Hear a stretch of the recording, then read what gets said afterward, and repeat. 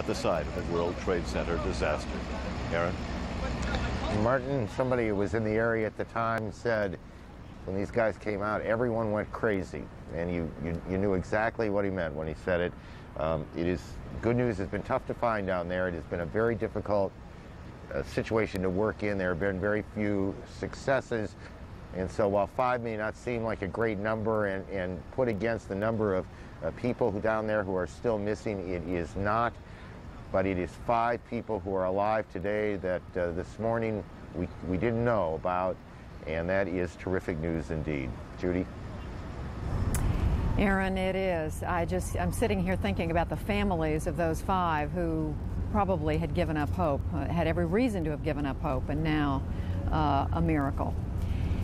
At the Pentagon, our Bob Franken, who's been stationed there for the last 3 days, has picked up some information about the black box on that United airplane that went into the Pentagon on Tuesday morning. The American Airlines plane, Judy, the 757. Of course, always one of the most important things is to try and find that so-called black box. As we know, it's not black box at all. That has been a particularly hard search. But one of the leaders of the search and rescue unit from Arlington County, Virginia, which is the primary police force out here, Captain W. Scott McKay, who attends daily briefings of the people who give complete official situation reports, has told CNN that, in fact, there has been some clues about where the black box is. We got word that there was some indication that they picked up some signals from the transponder that identifies where the black box is or gives them a starting point to look for it. We haven't actually located the black box. We've gotten it narrowed down, I believe, is what they said. So we're anticipating we're going to find it, but we haven't actually found it. When did they first hear it? I understand that they first picked up a signal last night. And again today? And again today. Who told you this? I got that in a briefing first thing this morning. I can't give you anybody's name right now. But was it somebody at the Pentagon? Oh, it was somebody here, yes, at the scene. But somebody who would know? Somebody who would know. So are you searching for it now? Yes, and that search has been going on since we started. And it will continue until we find it. But we're making dramatic progress in our shoring operations, which allows us to search more and more of the building. So we're hopeful that we'll find it, and as we'll always maintain hope that we find people in there too. So you've actually heard the pinging from the box? I haven't, no. But the reports are? The reports are that they have heard pinging from the box, yes. How close do you think they are to the black box? It's impossible to say. It really is. It's impossible to say how close we are. It's impossible. Yeah. All right. The chaotic condition inside with so much of the area blocked, as we've heard so much. One of the things that has been so important is that they try and shore up some of this. Now, Captain McKay is among those who has been looking not just for casualties, but looking against all odds for some sort of miracle survivor inside. He said he's going to continue to look. In any case, what we have heard now from Pentagon officials is that they are estimating that when you combine the people who were on the American Airlines plane and those who they expect to be found inside, they're estimating that there will be 190 victims, 190 who lost their lives here at the Pentagon when the plane crashed into it. Judy? All right, Bob Franken standing vigil at the Pentagon. I want to bring you, our viewers, up to date now on where we stand. As we've been telling you, there's new danger and some new hope in the area around the World Trade Center in New York. Authorities saying the American Express building across the street is in danger of collapse. Emergency workers have been pulled back from the building, which is 51 stories high. It was being used as a morgue and a headquarters for triage. Earlier, rescuers thrilled to report that 5 firefighters had been found alive in an SUV that had been buried in the rubble around the World Trade Center. Meantime, across the United States, domestic airlines flying again with limited service and under tight security. The FAA, Federal Aviation Administration, gave the go-ahead for airports to reopen today for the first time since Tuesday's attacks on the Trade Center and the Pentagon. And meantime, in the investigation of the attack, the Justice Department now says that at least 18 hijackers were aboard the 4 planes that were involved in the strike on Tuesday morning. CNN's Justice correspondent Kelly Arena joining us now. Kelly, bring us up to date on what the investigators are focusing on. Well, Judy, as you said, they have identified 18. This isn't a guesstimate. They do have 18 solid names, information on those people that are believed to be the hijackers. They say there were 5 on 2 planes, 4 on the other 2 planes. It is being deliberated right now as to whether or not they will release those names to the public. If they do, of course, we'll get that to you as quickly as possible. Much of the investigation has focused on aviation schools here in the United States.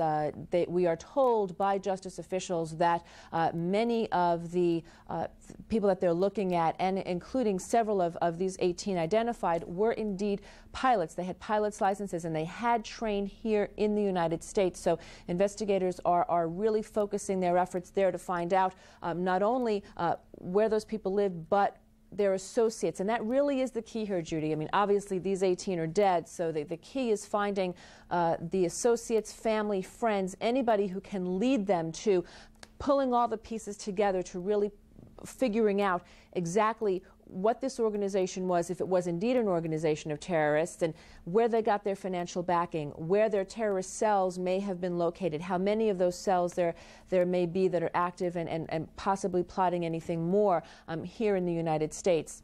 And Judy, I will tell you, the FBI has upped this investigation, which already is the most massive in U.S. history. Yesterday we were told that more than 8,000 FBI personnel were involved. That number has yet increased, and we are told now that 20 offices overseas are directly involved in this investigation. They have also added, obviously, reinforcements from all of the departments of justice. You have INS, you have Customs, you have the DEA and the ATF, everybody adding to this massive man force to find out exactly what happened.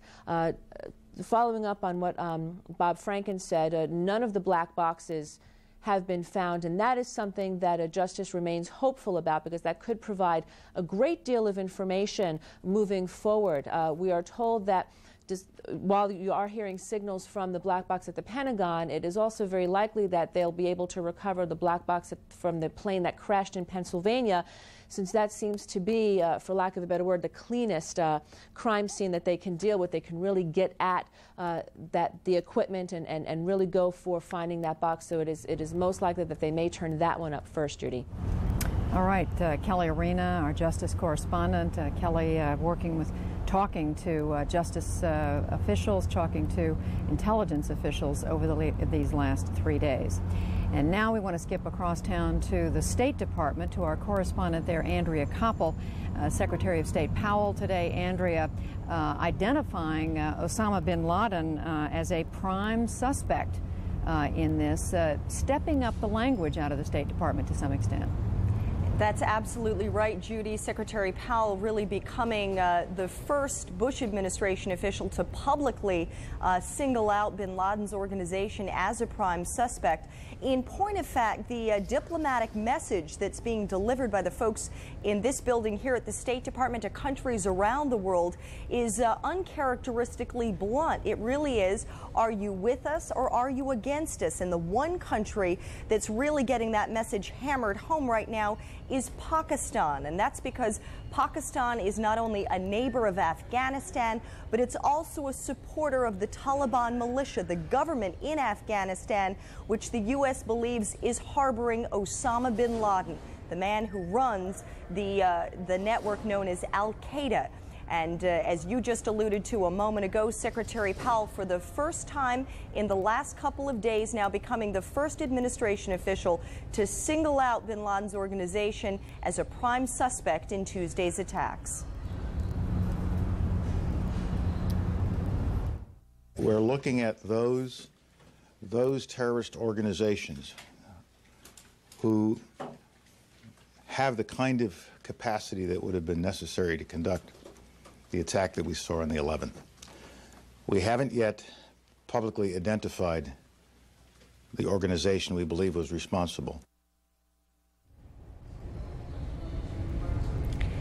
They may not have identified the organization, at least publicly so, Judy, but they are getting very close. They say that one of the countries that is responsible for at least supporting bin Laden's network is Pakistan, and that's why they're focusing on the region, on South Asia, and on putting a lot of diplomatic pressure on Pakistan. Just a short time ago, Secretary Powell himself spoke with Pakistan's leader, General Pervez Musharraf. Earlier in the day, Powell's deputy, Richard Armitage, had the the Pakistani ambassador to the United States here to the State Department to deliver a specific list of actions that the United States is telling Pakistan it must take if it is going to be on the right side of things. As everybody knows, the U.S. doesn't have a tremendous amount of leverage with Pakistan. There are a lot of economic sanctions that are already in place, but we're being told, Judy, that the message that's being delivered to Pakistan is that the U.S. could help Pakistan if Pakistan helps the United States by telling the United States where it believes bin Laden is in Afghanistan, where those terrorist training camps are, providing intelligence, things that Pakistan can do as a neighbor of Afghanistan. There are other things that are on this very detailed list, some of which could include things like getting overflight permission from Pakistan for U.S. planes to fly in Pakistani airspace if that should become necessary, or perhaps to provide grounding sites in Pakistan should U.S. troops be needed to go in there if military action against Pakistan is needed. So 2 days into this investigation, into this worldwide investigation, Judy, it appears the United States is really beginning to tighten the noose diplomatically around various countries, but most particular around Pakistan. All right, Andrea Koppel at the State Department. It will be very interesting to see how the Pakistanis respond. Now to Aaron in New York. Judy, thank you. The diplomatic wheels turn. I thought it was interesting when Andrea said unusually blunt language. The language of diplomacy is this language of nuance, and so when someone speaks directly, your ears do perk up. We have some new pictures from the blast site area, the ground zero area, whatever phrase you are most comfortable with. We can show you that was shot by one of our producers. We, as you have watched so many of these pictures, and each day now, almost each hour, we've been able to move a little bit closer. This is, you can see, I mean, there is no glass left, is there? I mean, this is just the skeleton of these buildings. And I can't honestly tell you how close to the Trade Center these buildings you're looking at are. I certainly can tell you what that is. You see the rescue teams, the firefighters moving. It looks to me like they were moving back at that point. So I'm going to surmise here that the evacuation order surrounding these two unstable buildings, the American Express building off to the west of the Trade Center and One Liberty Plaza off to the east, they move people back, and you get a sense of what that evacuation was like, and you take a look at the buildings and the condition that they are in.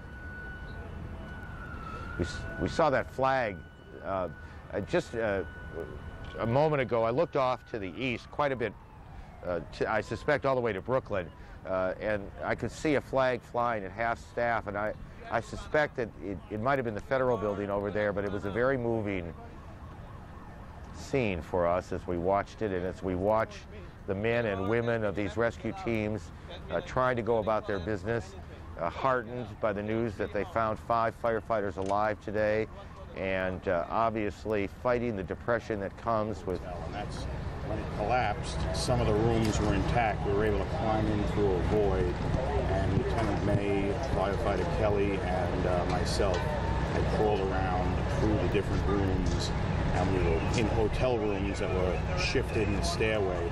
Unfortunately, there was no one in there. No one at all. No. The only live person that we got out was the first day when Lieutenant May found somebody was on fire. When you're finding bodies now, is there anybody else on fire? Yes. It just, I mean, some people are hurt, but for the most part, we found bodies. Working on that pile of debris and going through the rubble, can you explain to us how difficult it is? Can you put in words how difficult? Oh, it's tremendously difficult. There's just huge amounts of rubble to be moved. and it's like searching for a needle in a haystack. There's tremendous amounts of structural steel. You just think how long it took them to put this building up. It might have come down quick, but just bringing all of that material out is a time-consuming effort. And I'll tell you, the tradespeople that have come and volunteered have done a tremendous job. We'd really like to thank all of them. They've done above and beyond anything we could possibly expect. It's frustrating because you never expect when you come to a fire. When I was